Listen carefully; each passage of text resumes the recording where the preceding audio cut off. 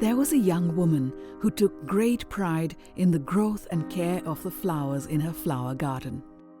She had been raised by her grandmother, who taught her to love and care for flowers as she herself had done.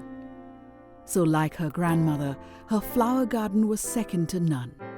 One day, while looking through a flower catalogue she often ordered from, a picture of a plant immediately caught her eye.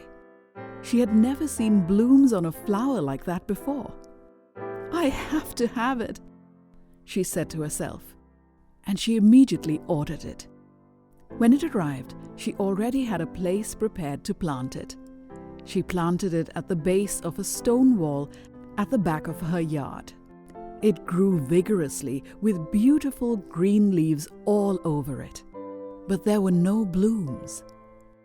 Day after day she continued to cultivate it, water it, feed it, and she even talked to it, attempting to coax it to bloom, but it was to no avail.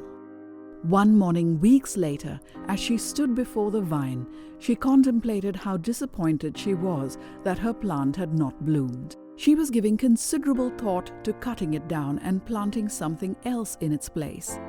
It was at this point that her invalid neighbor, whose lot joined hers, called over to her. "Thank you so much. You can't imagine how much I have enjoyed the blooms of that vine you planted."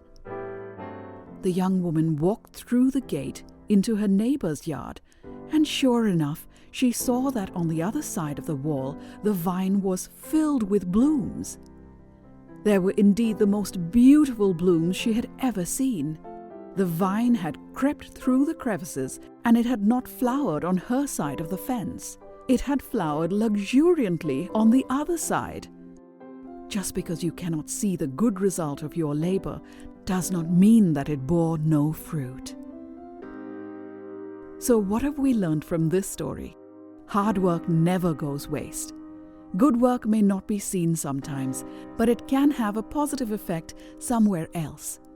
It might change some life. We must have our belief and be consistent in what we do.